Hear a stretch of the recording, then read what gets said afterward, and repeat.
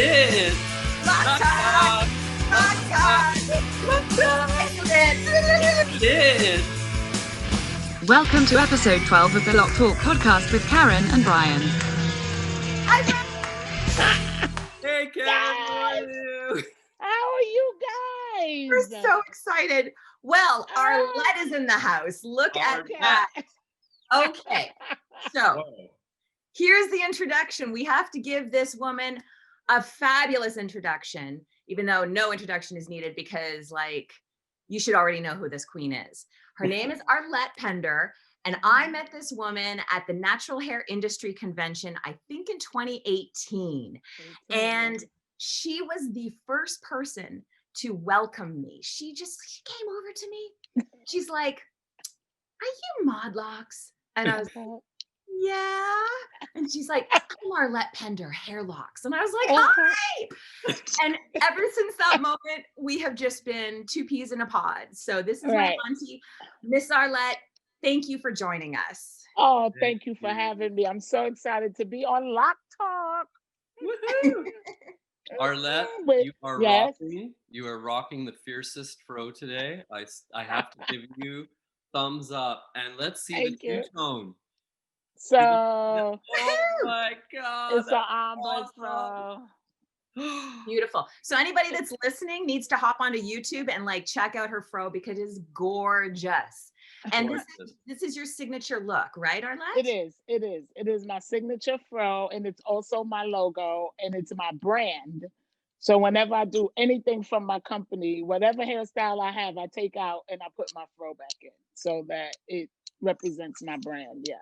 Beautiful, Wonderful. beautiful.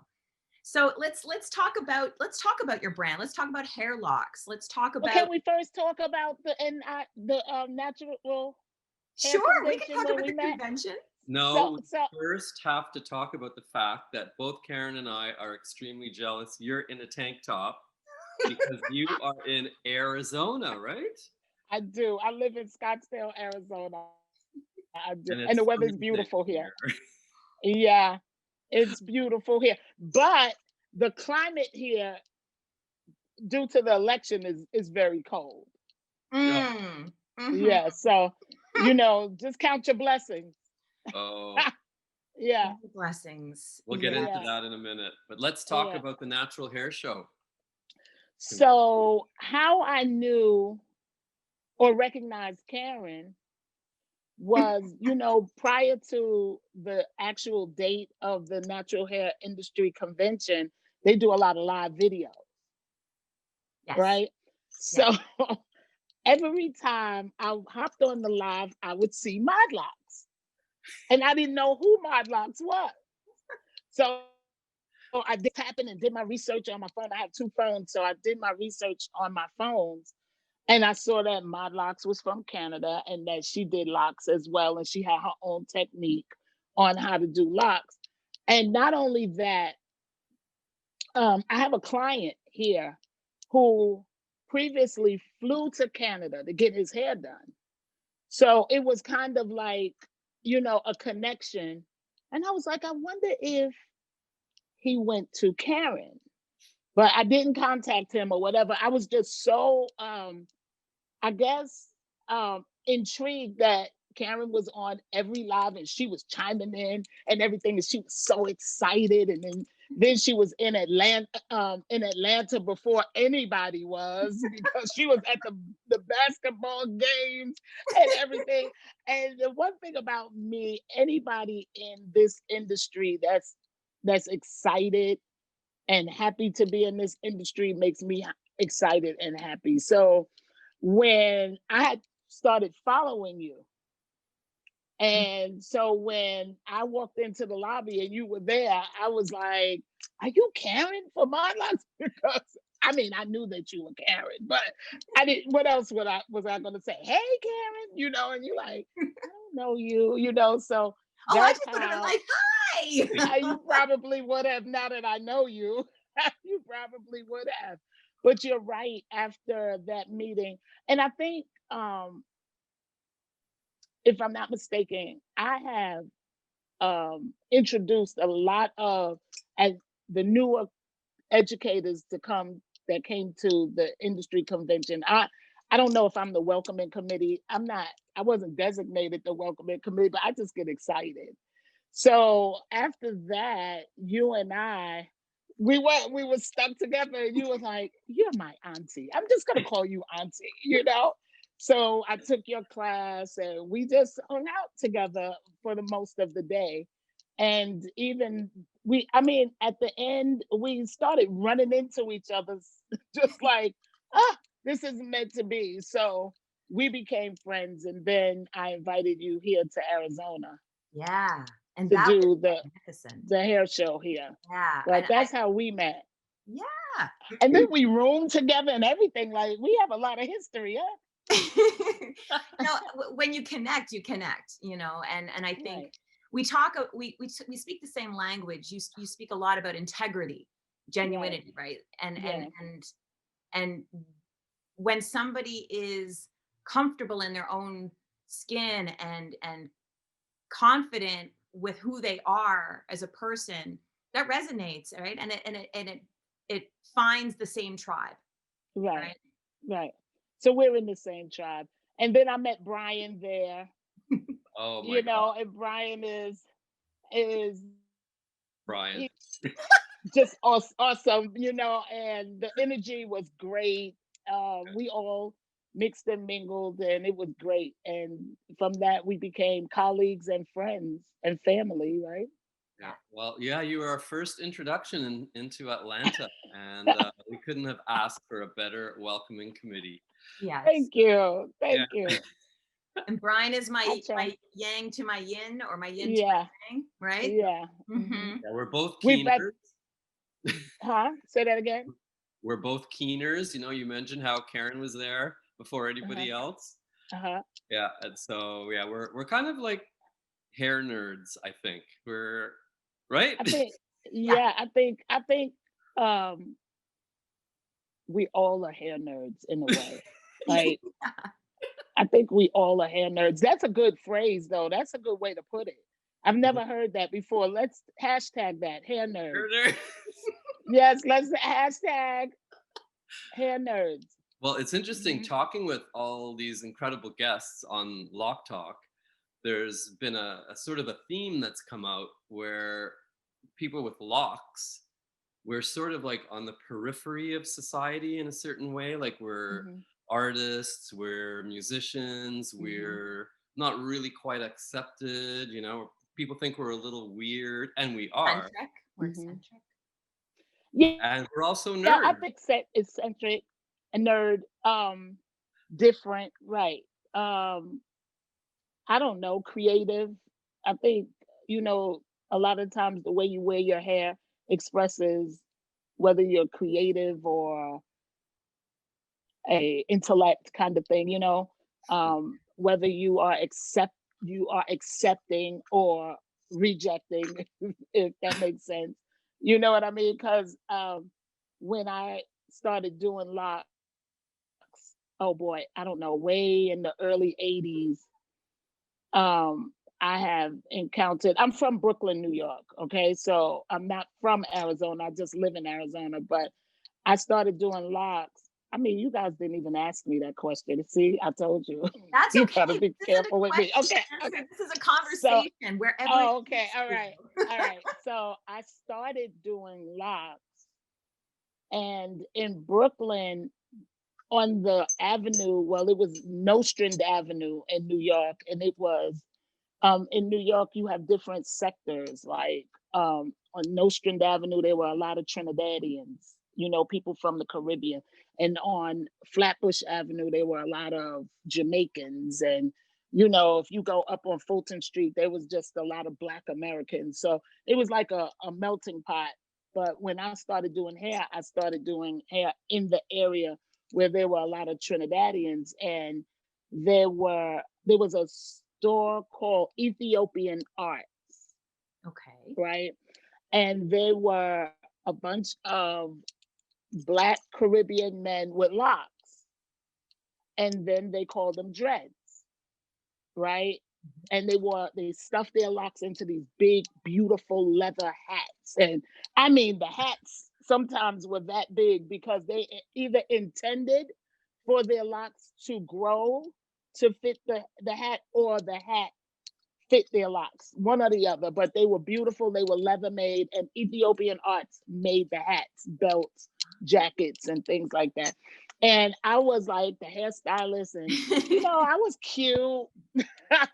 So they would try to talk to me, but they referred to me as the lady who did bathroom dreads.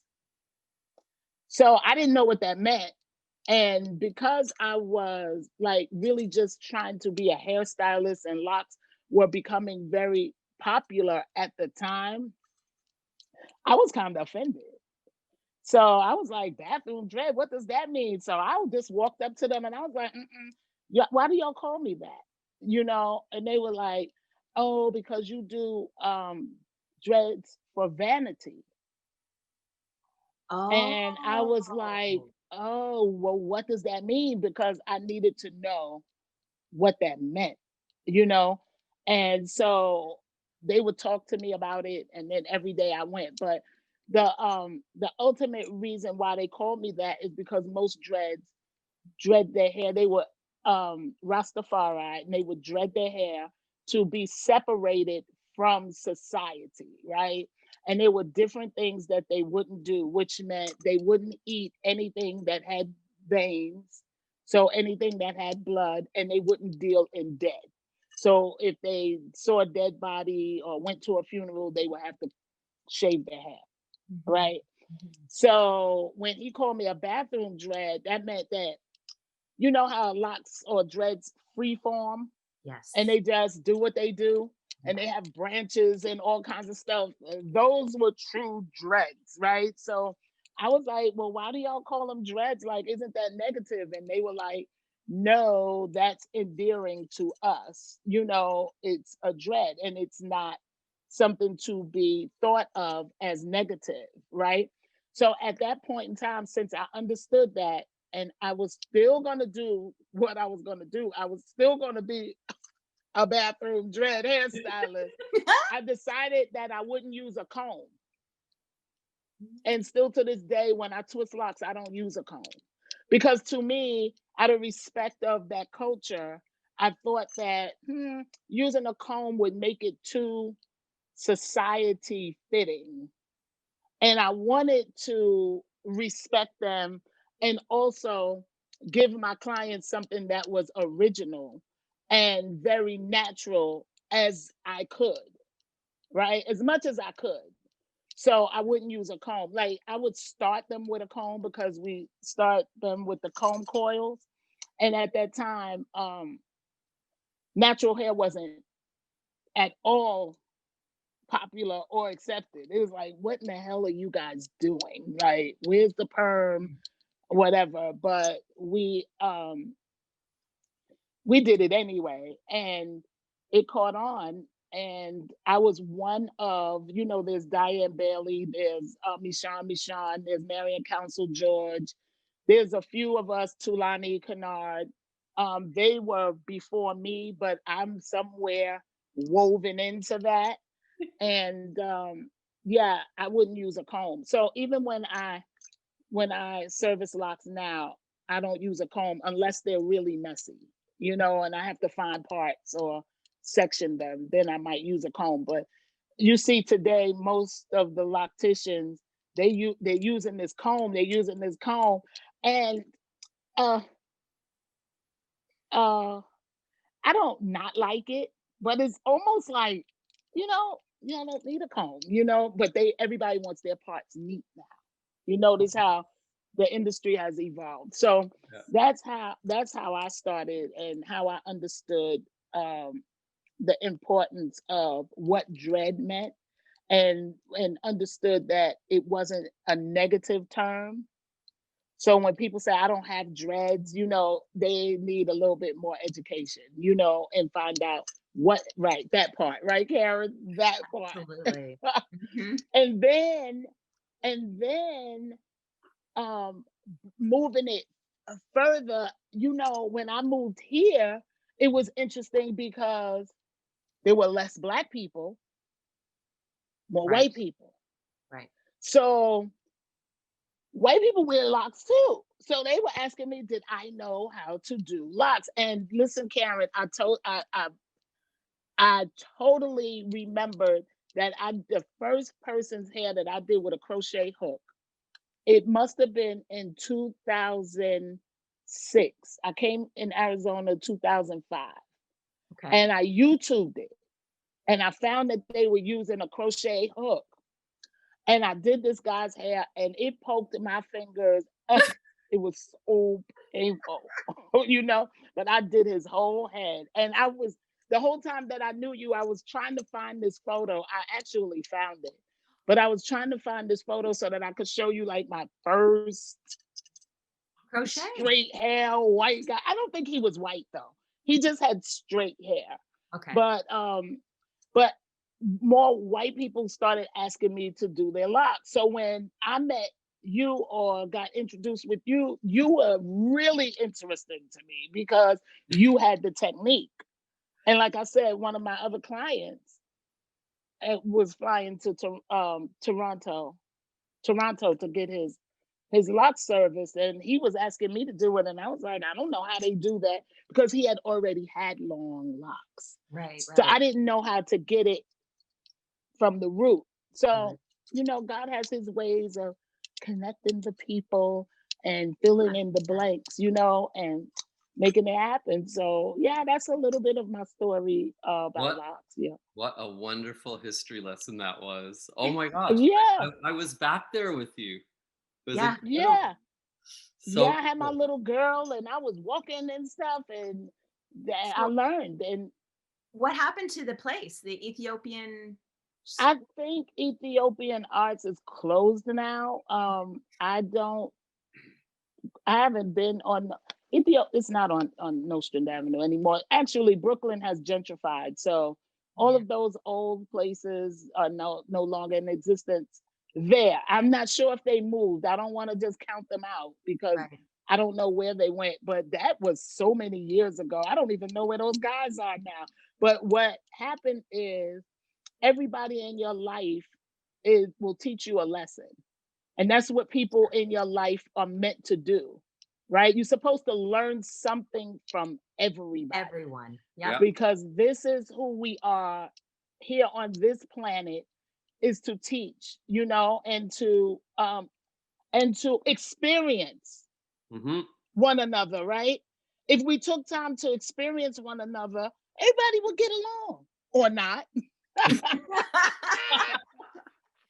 But But more at least have that exposure. At least go outside of your comfort zone, outside of your bubble. and Yeah. experience it so that you have a reason to like or not like, yay or nay. Yep. But if you just don't have a reason, it's redundant. It's like ridiculous if you just say, "Oh no, I don't want to associate with a person, a culture, race." Oh, it's ridiculous, Well, you you know know. what? So I think a lot of people are born into environments where imagination is something that is not promoted, and that's why, you see families where the little kids, the parents, the grandparents, like they all do the same thing. They all drive the same car. They all vote for the same party. And it's because they're not encouraged to get out there and experience right, things, and and that's what you're talking about, right? that's what I'm talking about. And so, why I love this industry and hashtag hair nerds, because when you're a hair nerd, you're interested in almost anything. Because, you know, like if we look on Instagram right now, I'm a braider as well. I do all natural hair. I'm not just a loctician, I do everything. My specialty is hair care. So, whatever form you wear your hair, I'm going to care for it. I don't generally have straight hair clients like relaxers and things like that, nor do I do them. And I won't flat iron hair because it breaks the bonds. And I'm not doing anything that's going to result in hair You don't want any damage. bond breaking. No, we don't want any bond breaking. So I forgot where I was going. Sorry. Happens. Yeah, hair You do nerds. natural hair care. So Right. So hair nerd is, I'm a braider, so I see some of the creatives that are on platform, um stylists that are on the platform at certain events before COVID, pre-COVID, and they're braiding hair, making butterflies. They could spread, and it's usually done on white people or straight hair people, and it's beautiful. But if you're a hair nerd, you're going to accept the beauty in it. Like, you're just going to appreciate that, and it doesn't become a color thing, or a race thing, or a texture thing. When you can appreciate that part of being a hair nerd. Hashtag, we're gonna hashtag hair nerd. She's owning You this. know, This is really good. I love it. yeah, we're gonna hashtag hair nerd It's because our hashtag, the three of us. it's that's right, our Very hashtag. So special so moment in right, the history of right. hair, everybody. Yeah, absolutely. So yeah, But it's yeah, true. Like when you talk about straight hair and textured hair, it the texture of the hair doesn't define the color of skin. You have POC that have straight hair. Many yeah. people from India, darker complexion. So I never understood that. I never understood Well, how you would equate the color of skin to somebody's hair texture. I don't have a lot of knowledge on that. I could just tap on that where black people are concerned, because I'm a black girl. You know what I'm saying? And that's I all I could talk about is being a black girl. You know what I mean? A black American. You know, is that in our culture, it's like we have to, or we feel like we have to own something, because when we were brought here, taken out of everything that we know, and that we were introduced to American culture and American language and American religion and American standard of beauty. So at that point, I think it's safe to say that Black people want something of their own. So when it comes to our texture, that was that was taught to us, that wasn't beautiful.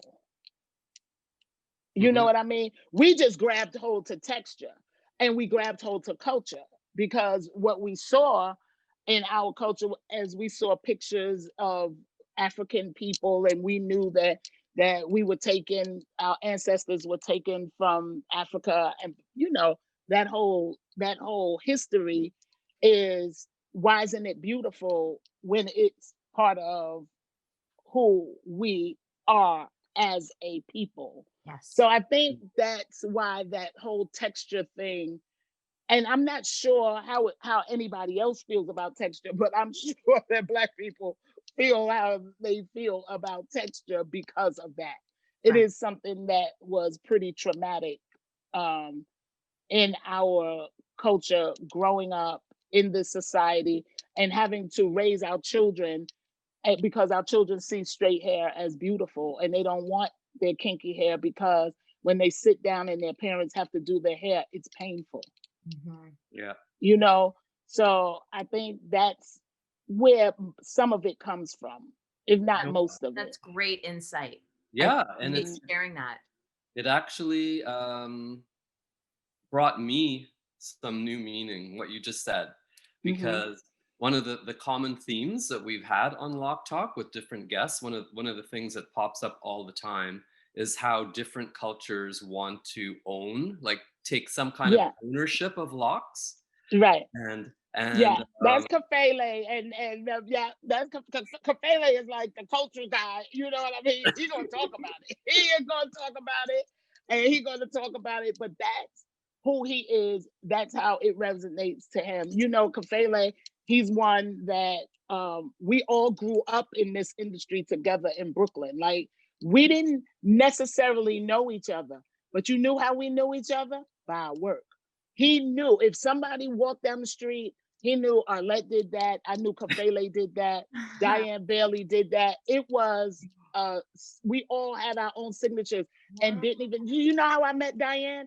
I knew Diane Tendrils. Diane is who I call our fearless leader, because Diane has done everything in the gamut of natural hair she's done everything. Everybody, she's the go-to. Diane C. Bailey, she's the go-to. When everybody wants to know anything about natural hair, the industry, they go to Diane. And I knew Tendrils. I met Diane. I was looking through the pages of a magazine, and she was the first person that I saw did kinky twists.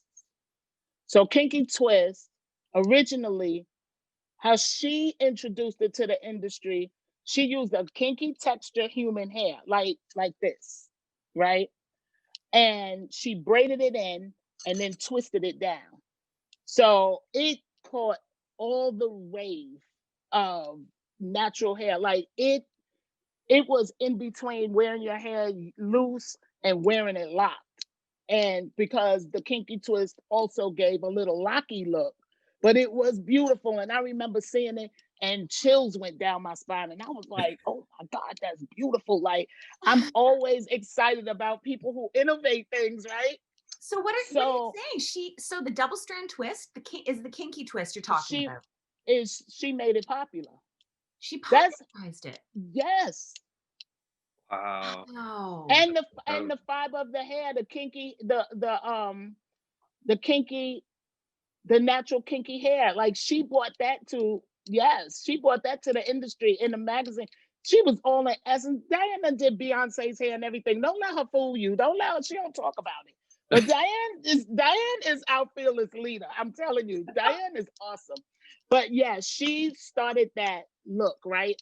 So there I am trying to imitate it. So one of my clients told me they wanted it done. So I was going to look for the hair. I had no idea where she got the hair from. Hold on. I'm going to show you something. Hold on. Now everybody has to jump on YouTube.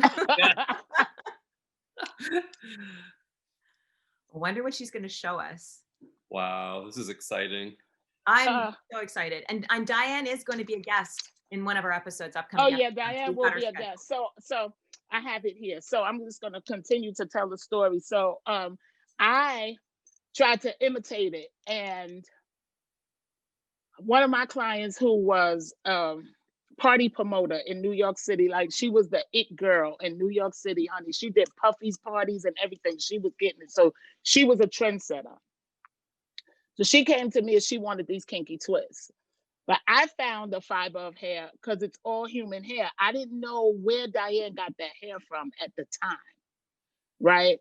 But I found a fiber of hair which was natural. Wait, I gotta go. I gotta show y'all that too. Hold on. Every time she stands up, she's showing off that awesome tank top, and it says, "My hair is beautiful," and I want to talk about that. Yes. Okay. We'll come back to it. Okay. So, okay. I'm sorry. I didn't know that we were going to go this far. I would have had everything ready. But Karen, can you imagine how much fun we would have had in Brooklyn in like the 90s with these people? Yeah, would have fun. So yeah, so I tried to duplicate it, but I didn't want the braid first because the braid first didn't look natural to me. So there's a technique called Senegalese twist. And Senegalese, you twist it in from the root, but you have to twist it in so that it doesn't slide, right? So I found this texture of hair, and that's what I did. So when we were in the publication stage of natural hair care, which meant there were magazines that catered to natural hair styles. So we were all published in those styles. And that's when we got connected, but not personally. So that's how we identified each other, right? So I came and I got the cover of a magazine with my version of the twist. Awesome. Right? And when I finally met Diane, we were walking on Washington Avenue. And she was going in one direction and I was going in the other. And we just said hello. That's it. We didn't say hi, Arlette. I didn't say hi, Diane. But we knew each other. We knew who each other was. I did not find out that Diane remembered that incident until 2016. Now, this is back in the 90s. Oh, 2000, maybe 2000s, right? Early 2000s. We were sitting at a table in 2016, I believe it was 2016, in Florida. And someone asked her, how did you meet? And she told that story. I mean, I kid you not, I got up out my seat and I ran around the table because I was so excited that she remembered that. Because if someone doesn't tell you how they know you, you don't know. You just don't know where it all starts, right? I was so full. I was so happy. And I was like, Diane, you remember? Because we didn't say anything. So okay, so I don't have a picture of Diane's hairstyle, but back in the day when we wanted to be in publications, we had these, which were portfolios. Yes. Oh yeah. Right. Yeah. So they were official portfolio. This is my first portfolio. It was red because I love red. It has my name on it and a stylist. Beautiful. And this meant that you were attached to an agency who would get you work. Yep. Right. So the meaning of a red portfolio was supposed to really mean you was fabulous, but I didn't know that. I just like the color red. So this is my portfolio. It is now, it's so old, it has nothing in it. So I have a portfolio. I got a new one because I did not want to not have a hard copy of my work. Nice. So I got a black one and it's larger. And this is my cover with the hairstyle. Wow. Beautiful. Oh, that Right? is wonderful. Braids and Beyond. So when Braids was that and published? Beyond. This was published in 2002. Okay. Ooh. And this is what it looked like. And this was the girl, Tammy Ford was the girl that I first did the hairstyle on. Oh, that's wonderful. Beautiful. And you see it? Yes. And it got me Essence magazine. It got me to do Khalees. I don't know if y'all know who Khalees is, but Khalees, it got me to do so many people, so many in the industry. I was deemed a celebrity stylist, all from that. And the funny part about it is when I first did her hair like that, we hated it because it didn't look like Diane's. And we wanted it to look like Diane's hairstyle. Okay. So we hated it. And she said, I'm going home because it took me all night to do it. She said, I'm going home and I'm going to take this out tomorrow. And she went to a party. Model. I'm talking about the model because the model, she was a New York City it girl. So she would go to parties and she was like the, what we now call influencers. Right. She was that, right? So wherever Tammy went, because she was beautiful, she, you know, she set trends and everything. And I was her hairstylist. So she went to the party with that and everybody wanted it. People was coming to me from New Orleans. People were coming to me. They were sitting in my living room because at the time I was doing hair at home. So believe it or not, this is still the hair. Oh, you have. I still have the hair. Oh, I have a lot of it. wow. They don't make this anymore. Wow, that's incredible. So when people ask for it now, I have to use a synthetic fiber. But I never, unlike what the millennials do now is share information, we didn't do that then. No. It was our secret. Trade So secret. nobody knew what hair I used. Diane and them still don't know what hair I used to do that. You never And they told still her. ask me, no, my secret. But the only thing is that you can't get it anymore. Right. So Can't share find that. the company. Arlette, Can't. hair Yes. nerd, hair nerd. Hair nerd. I'm telling you, we have a Hair hashtag. nerd. It's serious. Yeah. It's serious. But yeah, that's how tight our industry is in, you know, being innovative, being different, um, being creative, accepting, you know, it was a lot. It was a lot back then. We was excited though, honey. We were in the pages of the magazine. That was hot. That was big time. Like Yeah. that. You were I still probably. have stacks of magazines that I'm in. I still have them. I lost a lot of my stuff in the transition of um, New York to Arizona. But in the 90s, girl, I was popping. I did a lot of music videos. I was popping, honey. How do you like it in Arizona compared to New York? Love it. Listen, quality of life is everything to me. You know what I mean? New York is great because New York is a melting pot. New York has taught me to accept a little bit of everybody because we were around a little bit of everybody. You know what I mean? We were taught by uh, different ethnicities of teachers. We rode the train with everybody. You know what I mean? It Similar wasn't to Toronto. Toronto is Yeah. very multicultural, right? So multicultural. Yeah. So I loved it. It's you can get any kind of food right there on the street. You don't need to drive. You could walk most of the places. It's very everyone knows each other or knows of one another. If you have a conversation with someone, it's like you just say a last name, say like, where you live? What school did you go to? What, you got brothers or sisters? Oh yeah. Then you find out that you know the person. So very much that, very dangerous in the time that I was coming up because there was a lot of crime. People was fighting and all kinds of stuff. Had to navigate, honey. You had to throw up your duke sometimes. So you had to know how to fight. You had to know how to clap back. You had to know how to talk. You had to know how to get along. You had to know how to be neighbors. You had to know just how to coexist. So it taught all of those fundamentals of how to actually live.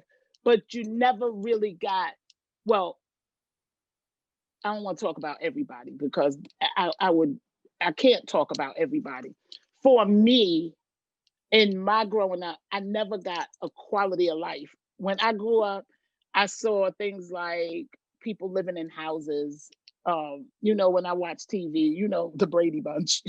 You know, that's what we saw. We wanted to live in the times of the Jetsons, you know what I mean? Which we Yeah. are now. But Arizona to me gives me that quality of life, right? So it gives me a lifestyle. Um, I'm not bombarded with a lot of people to distract me from anything that I want to do because people drive here. They don't walk on the street. It's too hot, really, to walk on the street in Arizona. Yeah. Huh? And spread out. And spread out, you know. There's no designated area for any designated race here, although there's designated areas for financial demographic. Okay. Yeah. So Scottsdale is one of the higher financial demographics. So the people who either have a lot of money or good credit, being real, because you can get anything you want. You got good credit, right? So they live in Scottsdale. I'm just a girl who's from the East Coast who lived in a place that was very expensive and knew that you spend a lot of money in rent, but not get a lot of amenities. So when I moved here to Arizona, living in Scottsdale is nothing to me compared to when I go back to Brooklyn and the rent that my friends pay for their apartment square footage. You know what I mean? I get much more for my money here. Right. So I get that and I get a parking space. Girl, Parking is important when gotta you come be. from New York City. Yeah. Yeah, Parking is so gold. parking is gold. Yeah. And I don't have to shovel sunlight. I get sunlight. It hardly rains here, which is good and bad. When it does rain here, it smells so good Oh and yeah. it's so clean. Arizona basically is a clean state, you know, and it's huge. I Hmm. Yeah. think it's the fourth or fifth largest city. Hmm. Yeah. Yeah, so fourth, Lots of fifth, or sixth, room. sometimes Mhm. lots of room spread out flat. Um, I like it. I like it. I don't want to live anywhere else. I haven't seen any other place that I want to live comfortably. However, my children all live east. So Oh I miss Have a my good excuse children. to visit them. yeah. Well, my children, I visit them. I'm always east. Hmm. COVID stopped me, grounded me because I'm always going back and forth. My grandmother just passed away. She was going to be 100 years old. She passed away in February. So I really don't have the incentive to go to Brooklyn anymore, other than that my son is there. But my son is a guy. He ain't got, he's still doing his thing in Brooklyn. But my daughter, my older daughter, she just surprised me 2 weeks ago. Like she'll pop up here. No, she doesn't even have a reason. She's just coming to see her mother. But I feel my dad lives here. In Oh. Arizona. Yeah, my dad came here first. My dad came here first, and he lived here. I came to visit when my oldest daughter was younger, and no, they were trying to get me to live here, and I'm like, I'm not leaving New York. No, I'm a Brooklyn girl. I'm a Brooklyn girl who lives in Arizona. That's right. Yep. You know what I mean? I don't let my It's the Brooklyn go expression, away. you can take the girl out of Brooklyn, but you can't take Brooklyn out of the girl. Can't do it. Right. So the interesting part of how I got here is because New York City wore me out. I mean, I've done a lot of things in New York, career wise. I was very, very successful, but I didn't take care of my money. So I ended up homeless. Really? Wow. That's an education. Oh, Do look, you want let's to? fix the glasses. Do Have some you, tea, Brian. Have some tea. I ended up homeless 15 years ago. And so, um, yeah, because I mean, I was making so much money, but I was spending so much money because I was around the celebrities and I was really trying to keep up with them. So I was buying all kinds of coats and diamonds and stuff. That's kind of what happens if you Mm, don't have anybody to sit you down and say, you wildin'. You know what I mean? mhm. So I ended up homeless and I was living in, y'all, I got a long story, girl. But I'm trying to make this story short. I was living, I met this older lady and she had a beauty school.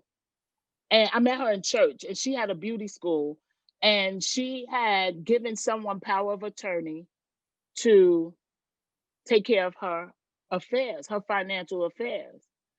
And when she met me, she found out that I was a hairstylist. So she asked me to help her. And I was at that point homeless. So she said, I told her what was going on and she let me live with her, me and Joelle. And so we lived with her. And then my parents came to New York and they were looking for me, but I didn't want them to know where I was. Well, my dad and his wife, my mom was passed at the time. She had passed, but that happened. And so they finally got a hold to me. They saw where I was living and they brought Joelle out here. Joelle was 6 years old.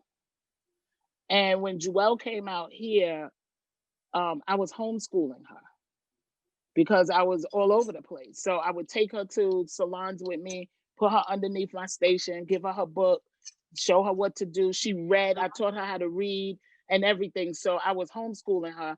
And a lot of the salons that I worked in, that I freelanced in at the time, they didn't want kids in there, and I had to fight because I wasn't let put my kid in school because she was doing fine and I was all over the place. So I they one salon wrote a petition, had everybody sign a petition to get me to stop bringing my kid, and I had her read in front of the salon. I had her read Harry Potter, and she was reading Harry Potter at 6 years old.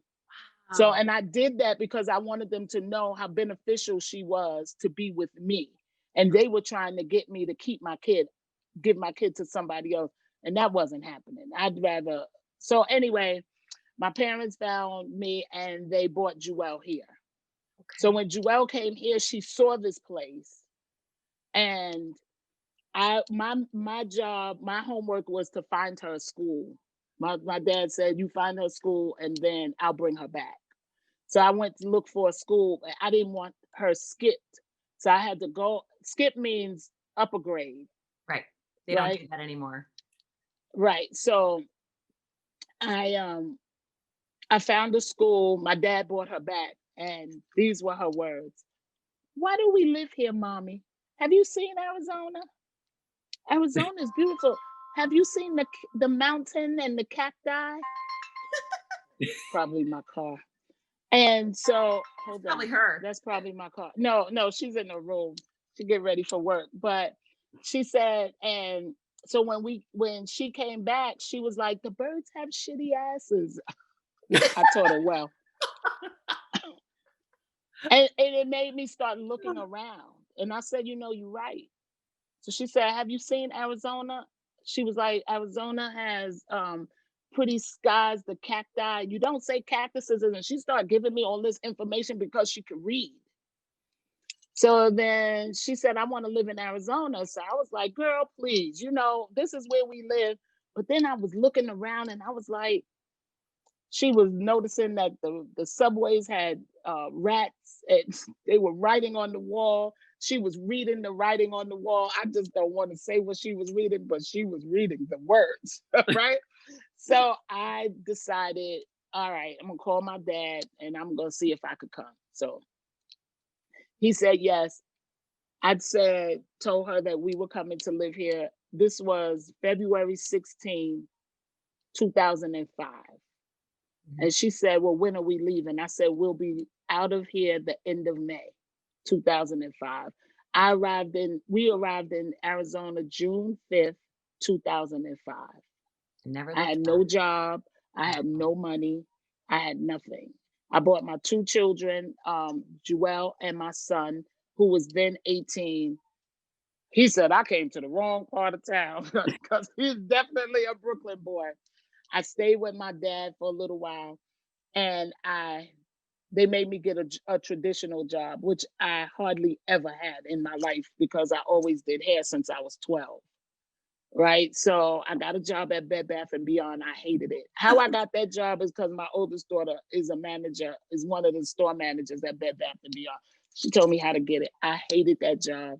But I went to look for salons and I found a salon to work in, and some other stuff happened. Right. But I totally think this has been such a trip down your memory lane, and I totally am appreciative. And I love knowing these things that have happened, because it gives me, a little bit of insight, and it tells our listeners and our viewers, that everybody has a story. The story is serious. But let me tell you, I came here June 1st, 05. I started Hairloks by Arlette July 15th, 05, and I had no clients. Wow. In that same studio space that you were in. Really? Yes. I came there, which was down the block from where my parents live. My parents live right on Shea. So I walked there every day and I had no clients. I sat, I took out an ad, I went places, I passed out cards and everything. For 5 years, I did that until I gained the clientele. I also had a job. I worked a job and worked the salon. And all I asked was for God to show me that he was God, and I would give my life to him. And that's what he did. So When I came here, I had nothing. And And right now, this is exactly what we're trying to tell people, is that Yeah. people see success, people see successful people, and they just assume they just like rose to the top and that was it. And there was no fault, problems along the way or challenges. Like everybody has their ups and downs. Yeah, And you're especially at the the younger top of your generation. game. The younger so generations, they need to hear these stories. Yeah. these things right here are my tools of life, right? So that's where I She's gain showing us her integrity. hands. Yeah, that's where I gain integrity. I did have some trials in the space that I was in, and at Signature Salon Studios, where my salon is still reigning. I I overcame a whole lot of obstacles. People didn't want to come to me because I was in Scottsdale and white people was in Scottsdale, and they didn't know why I wanted that. Why wasn't I on the South Side? I said, "Shit, I just came from the South Side of New York. I wasn't coming all the way across the country to live in the ghetto, in the hood. I wasn't doing it. Not when I could. I didn't have to. Yeah. So I did that, and that's where integrity plays the part. That's where persistence plays the part. That's where skill plays the part. That's where responsibility plays the part. You got to do what you have to do to get what you want. So that's how My Hair is Beautiful Yes, my hair is was beautiful. was born, because I wanted young people to know just what you said, that things just don't happen overnight. So Don't My you Hair is have beautiful. to Huh? sorry. I was just gonna say the number one thing though is finding what you love. The passion. Finding what you love. So My Hair is Beautiful is a workshop that I give. It's a mentoring program that I give out of my salon to young girls between the ages of 5 and 18, and I do it free out of my pocket. Okay.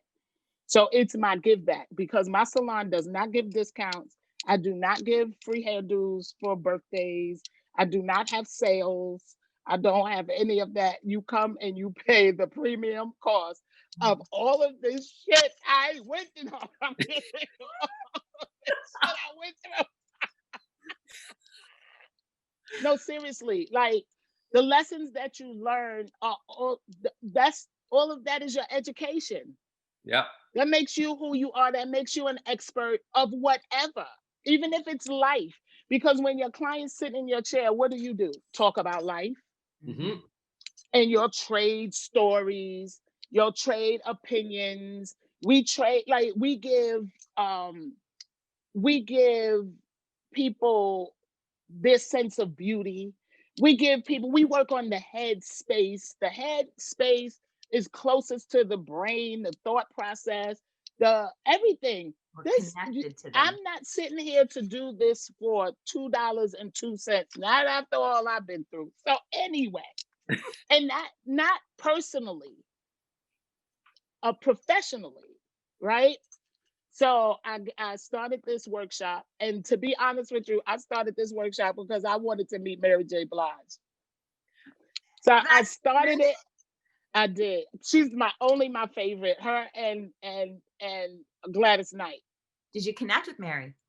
I did not, but I launched My Hair is Beautiful in Mary J. Blige Center in New York City.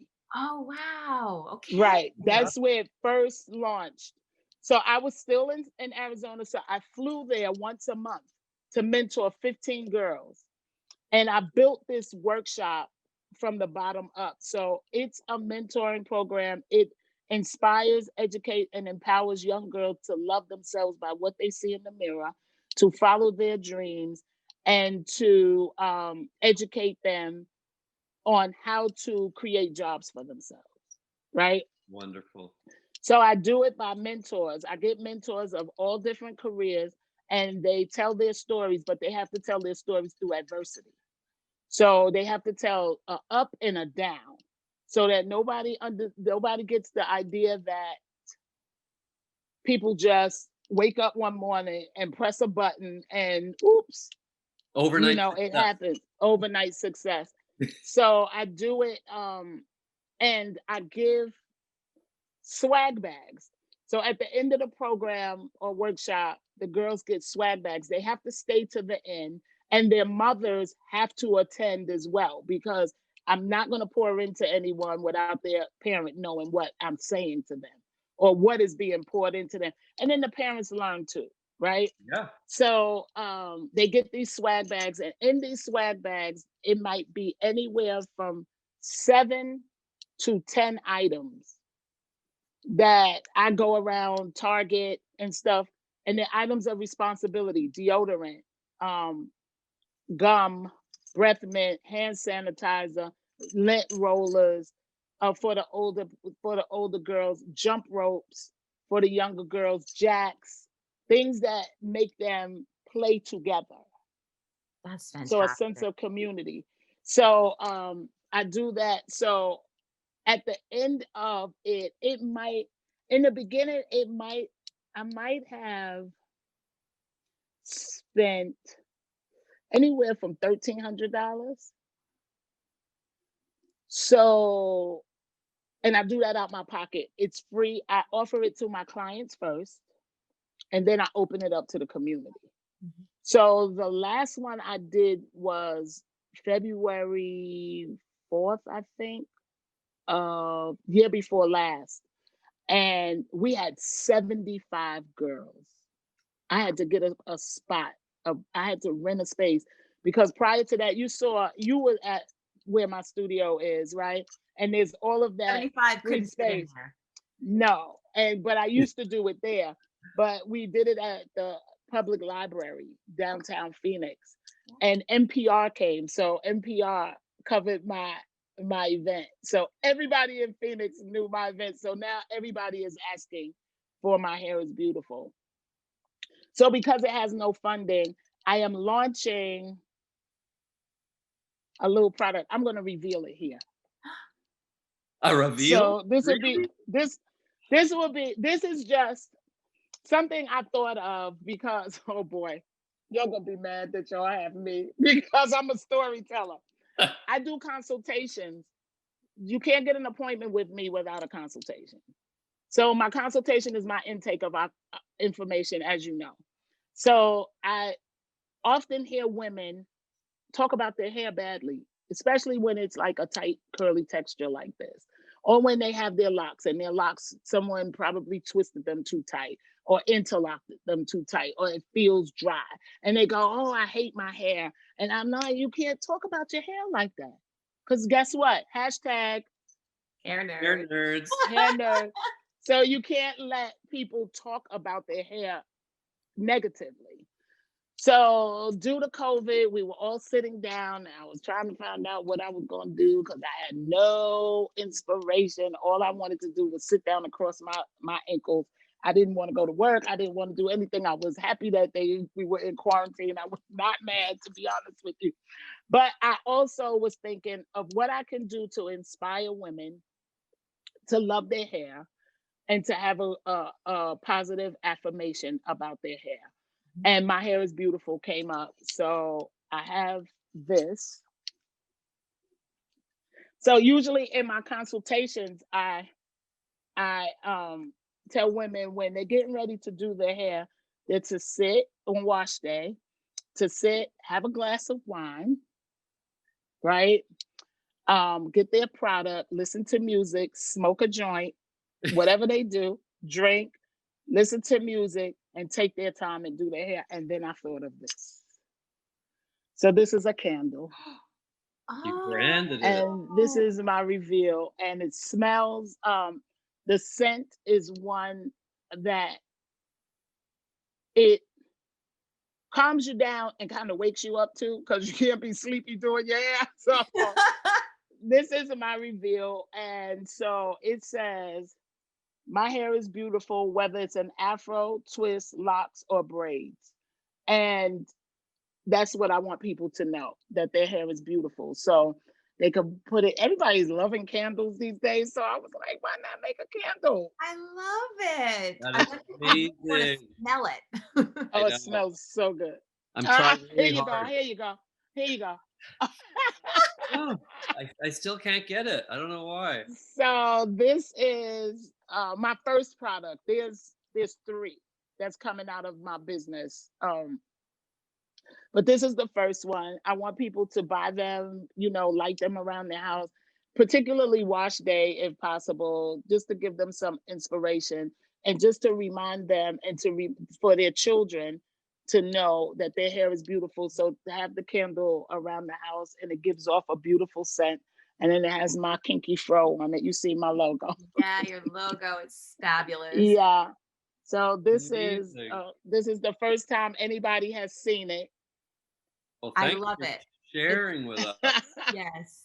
That's This awesome. is the first time It, because it makes it I can see, it's almost a ritual, to go through your hair and to care for it and take time and to have a candle that smells good and just lifts you up. And it's just a whole experience, right? And when someone says, "What's the name of that candle?" It says, "My hair is beautiful," right? So Karen and Brian, when you guys are doing your client's hair, it is a ritual. Yeah. Of some sort. Yeah. Because when they're returning clients, they can't wait to sit in your chair. Do you know when the quarantine and I was doing virtual consultation, people didn't want anything. They just want to talk to me. They paid me $30 just to talk to me, talk about my hair itches in the scalp. I said, your hair been itching in the scalp. I said, why are you paying me $30? I just want to talk to you. Because part of what we do, #hair-nerds, part of what #my hair is beautiful, part of what we do is we encourage people just to be who they are and just to know that it's all right, that we understand, that we are connected, that all of that, we are the psychotherapists, we are the innovators, we are the influencers. You have some clients that you felting and they giving you good energy. And then you have some clients you're felting and you be like, I hope they Stabbing read your book. fingers. Right. Oh, right.